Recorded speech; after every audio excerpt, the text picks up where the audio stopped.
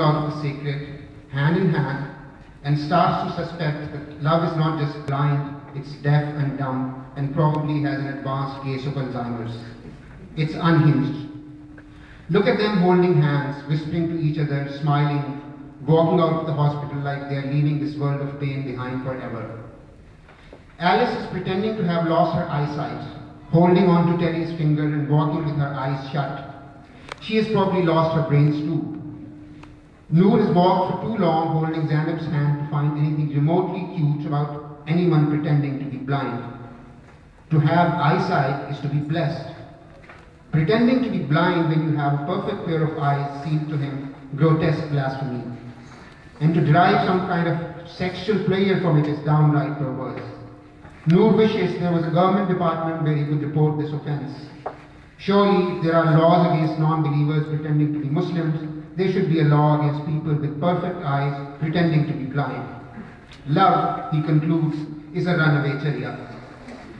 It started with a casual inquiry. Alice Bhatti came over and Noor was massaging Zainab's feet, nudged him aside and started kneading her feet and ankles with expert fingers.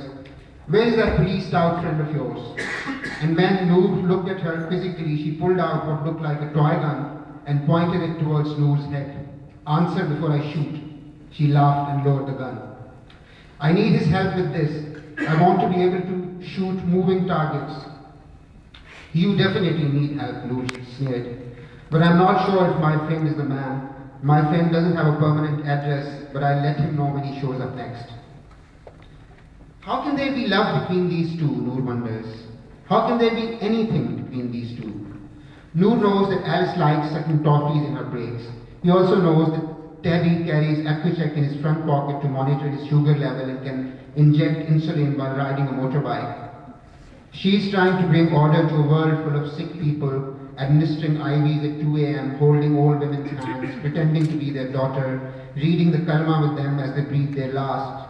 He rides high on entropy. He pees right under the sign where it says, "Look, a dog is pissing here."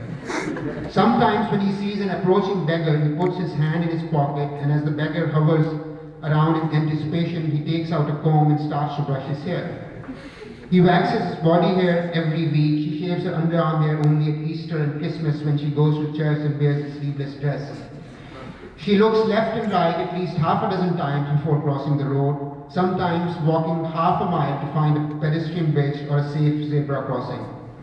He rides his motorbike at full speed on the wrong side of the road and expects traffic to part for him, and it usually does. He watches National Geographic Channel in his free time.